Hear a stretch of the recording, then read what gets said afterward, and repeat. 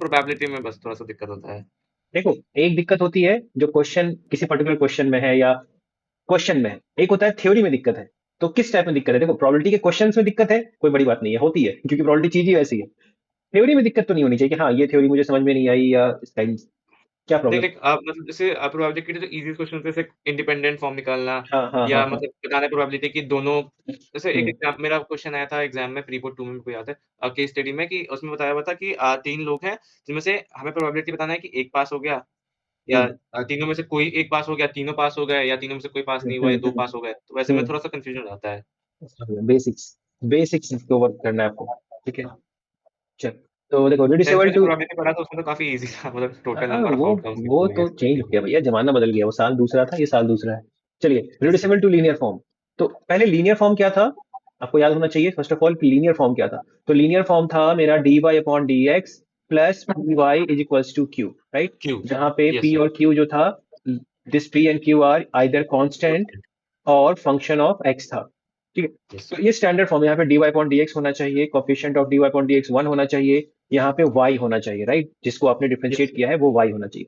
Reducible to linear form में क्या है, you will have F dash Y D Y upon D x plus P into F of Y is equals to Q. तो आप पहले difference को observe करिए, क्या क्या डिफरेंस आ रहा है। तो सबसे पहला डिफरेंस तो ये है कि जैसे मुझे यहाँ पे y चाहिए था, right, we need this y, यहाँ पे पी वाई चाहिए था, लेकिन यहाँ पे फंक्शन ऑफ y, y नहीं है, फंक्शन ऑफ y है।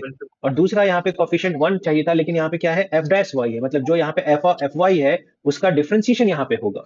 तो ऐसे क्वेश्चंस को आप कैसे सॉल्व करोगे, you will let F of Y is equals to v, F of Y को अगर आप v मान लोगे, तो नाउ डिफरेंशिएटिंग, तो it will be F dash Y into D Y upon D x is equals to D we upon D X, right. तो sorry, there will be some background noise. So this is f dash y dy upon dx will be dv upon dx. इतना ही hint है, हम question से देखते हैं। ठीक है, तो let us see the first question. So my question is dy upon dx plus x into sin 2y is equals to x cube into cos square y, right. तो देखो यहाँ पे क्या क्या प्रॉब्लम है। अगर हम अगर यहाँ हम पे स्टैंड, क्या नहीं dy/dx के साथ तो फिर f(x) का फंक्शन होगा उसमें। है ना, तो हाँ, तो dy upon dx में देखिए स्टैंडर्ड फॉर्मेट में ये होना चाहिए था dy upon dx plus P Y equal to Q. Yes. ठीक, सो यहाँ पे क्या क्या डिफरेंस मिल रहा है आपको, देखो dy upon dx plus P Y equal to Q. तो एक तो यहाँ पे y नहीं है, फंक्शन ऑफ y है। दूसरा यहाँ पे फंक्शन ऑफ y यहाँ पे भी है, जो कि होना नहीं चाहिए था, है ना। q जो होता है और जो p होता है ये फंक्शन ऑफ x होता है, राइट। Yes sir. तो आप इसको एडजस्ट करने का ट्राई करो। तो हम यहाँ से पहले cos स्क्वायर y को हटाएंगे, cos स्क्वायर y को अगर हटाएंगे तो डिवाइड करना पड़ेगा, तो ये हो जाएगा sec square y dy over dx plus x sin 2y upon cos square y is equals to x cube, right. अब दूसरा प्रॉब्लम मेरे लिए क्रिएट होने जा रहा है कि देखो यहाँ पे अभी भी है y नहीं, फंक्शन ऑफ y है, और यहाँ पे आपका कोफिशिएंट 1 नहीं है। ठीक है, तो इसको अगर हम सॉल्व करके देखें, इसको थोड़ा सिंप्लीफाई करके देखो, sine 2y upon cos square y क्या होगा। तो साइन 2y को हम लोग रिप्लेस कर सकते हैं two sine y into cos y और अपॉन कॉस स्क्वायर y। तो एक कॉस y से एक कॉस y तो कट जाएगा, so you will get two tan y। ठीक है, तो आपका ये हो जाएगा, you will have sec square y D Y upon D x plus x into two tan y is equals to x cube. ठीक है, तो सब कुछ ठीक है, बस प्रॉब्लम अब क्या रह गया, ये रह गया सेक स्क्वायर वाई और ये रह गया टैन वाई। तो आपको दिख रहा है कि you have the differentiation of tan y as sec square y, दिख रहा है ना। तो हम क्या यस। करेंगे, लेट करेंगे tan y is equals to v. तो बी। क्या हो जाएगा, sec sec square square y d into y dv by over d x is equals to D we upon D x. ठीक है, तो ये ट्रांसफॉर्म हो जाएगा आपका, this will be your d we upon D x plus two x, और tan y की जगह पे क्या है, v is equal to x cube. देखो क्या ये स्टैंडर्ड लीनियर फॉर्म में चला गया, देखो d Y upon D x plus P Y is equal to q. देखो यहाँ पे y को डिफरेंशिएट करते थे तो यहाँ पे y होता था, है ना। तो यहाँ पे हमने v को डिफरेंशिएट कर रहे हैं तो यहाँ पे v है, क्या प्रॉब्लम है, कोई प्रॉब्लम नहीं। ठीक है, तो हम पहले क्या निकालेंगे, इसका इंटीग्रेटिंग फैक्टर निकालेंगे। Integrating factor will be integration e raise to power integration of P D x. So this will be e raised to power integration of p क्या है हमारा 2x dx. So this will be e raised to power integration of 2x square by 2. 2 cancel. So we are getting e raised to power x square as my integrating factor. Solution कैसे निकलेगा? तो इसका solution हो जाएगा v into if. याद है? v into if is equals to integration of q into if dx plus c. So v into if if is equals to e raised to power x square is equals to integration of q is your x cube, so x cube if is e raised to power x square dx plus c. यहाँ तक ठीक है? Any doubt? No sir. अब बात है कि इसको integrate कैसे करें। इसमें भी हाईलाइट लगाना पड़ेगा। बिल्कुल हाईलाइट लगा के हो सकता है, और कोई तरीका? या तो e की पावर हाईलाइट डायरेक्ट लग जाएगा।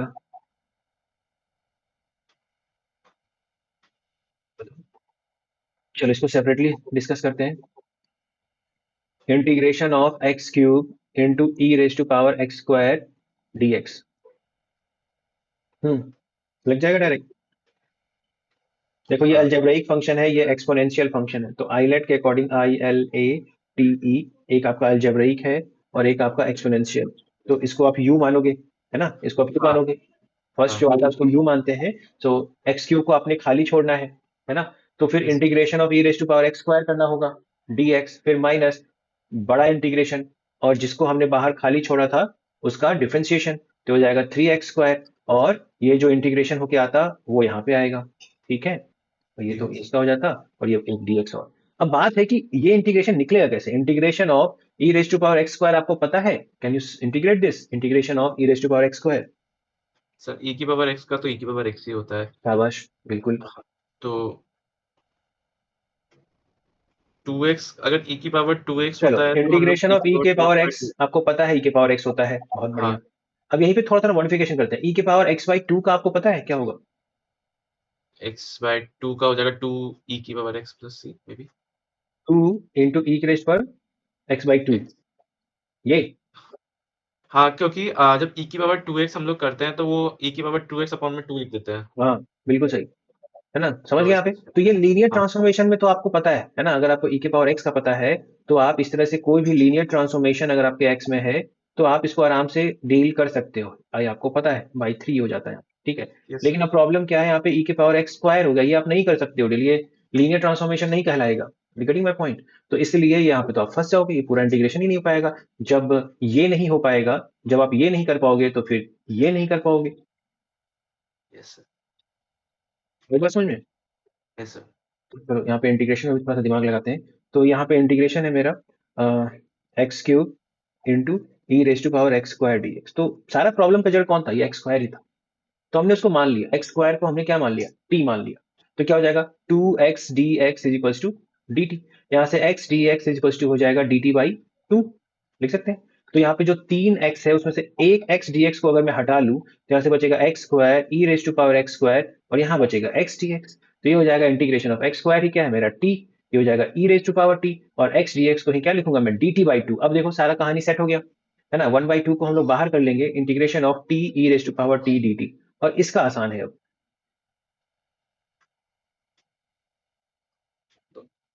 तो हो जाएगा ना इंटीग्रेशन?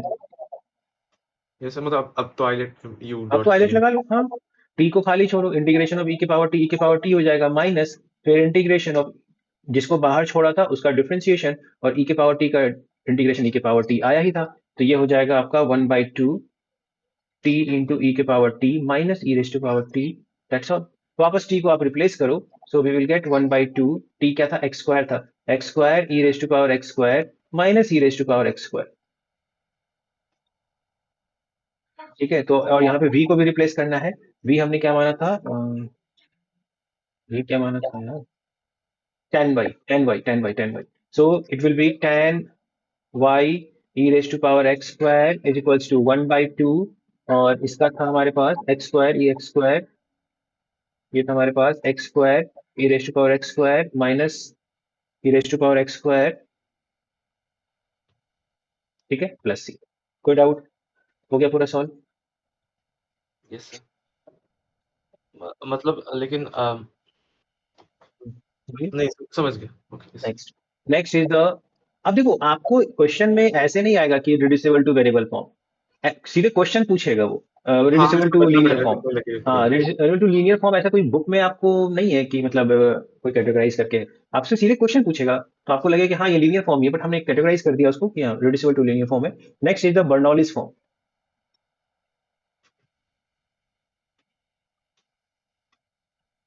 बर्नौलीज फॉर्म में क्या है, you will have d y over d x plus P Y is equals to q into y raise to power n. ठीक है, यहाँ भी वही प्रॉब्लम है, सेम अप्रोच रखेंगे हम लोग। y की पावर n है जो कि होना नहीं चाहिए था, क्योंकि p और q क्या होता है, फंक्शन ऑफ x होता है या फिर कांस्टेंट होता है।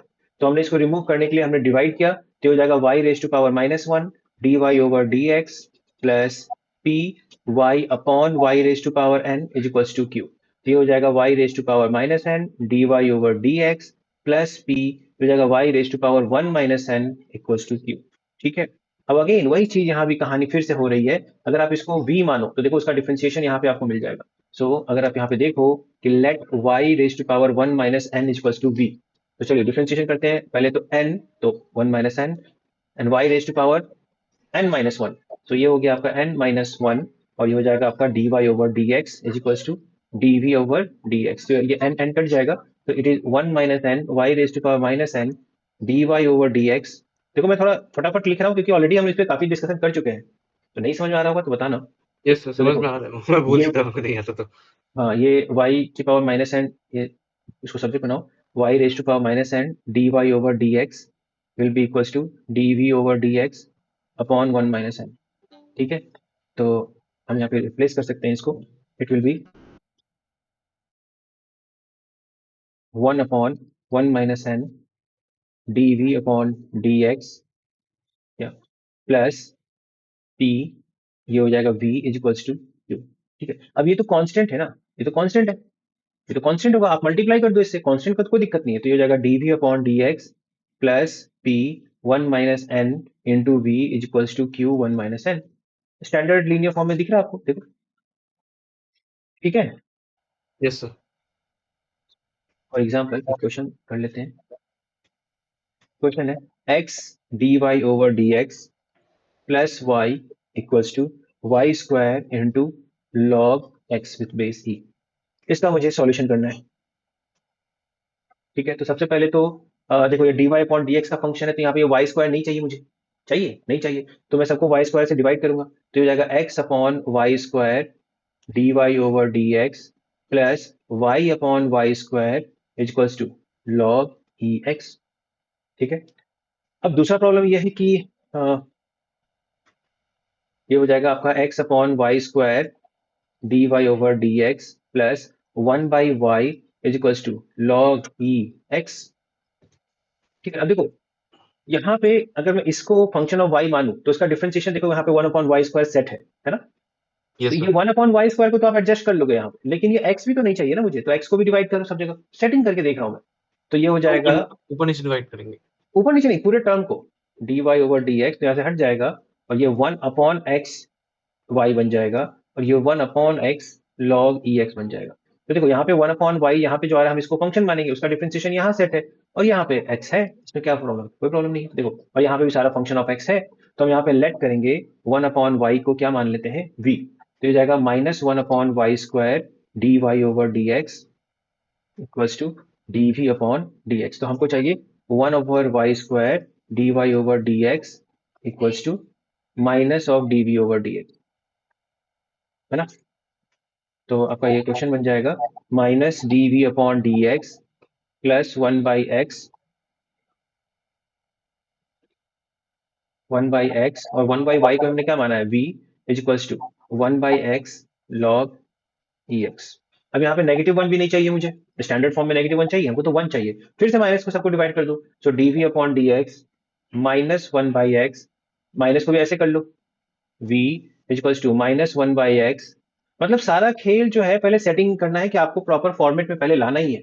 अब देखो ये बिल्कुल मैच कर रहा है, dy upon D x plus P Y is equals to q से मैच कर रहा है कि नहीं। जिसको आपने डिफरेंशिएट करना था वो वेरिएबल यहाँ चाहिए, ये फंक्शन ऑफ एक्स होना चाहिए या कांस्टेंट होना चाहिए। देखिए जिसको आप डिफरेंशिएट कर रहे हो वो वेरिएबल यहाँ पे है और ये फंक्शन ऑफ एक्स है, ये फंक्शन ऑफ एक्स है, कोई डाउट नहीं है, कोई प्रॉब्लम नहीं है। ठीक है, Yes, sir. तो हम यहाँ पे क्या करेंगे, आई एफ निकालेंगे सबसे पहले, integrating factor e raise to power integration of P D X, that is e raise to power integration of -1/x dx, तो हो जाएगा e raise to power ln x, नहीं हाँ माइनस बाहर है ना, माइनस बाहर है, तो e raise to power minus ln x e, तो ये हो जाएगा e raise to power ln e 1/x, तो ये एज पर प्रॉपर्टी ये 1/x बाहर आ जाएगा। आई बात समझ में? Yes, sir. तो इसका जो सॉल्यूशन होगा that will be v into I F, that is the 1/x is equals to integration of q क्या था 1/x, sorry -1/x log ex, और आई एफ क्या है 1/x dx प्लस c। यहाँ तक ठीक है? Yes, sir. तो अब इसका कर लेंगे माइनस बाहर, integration of 1/x² into log e X plus C, जिसपे कि आप आई थिंक बाई पार्ट्स लगाओगे, एक लॉगरिथमिक फंक्शन है, एक अलजेब्राइक फंक्शन है, आप बाई पार्ट्स लगा सकते हैं। Okay, sir. समझ गया।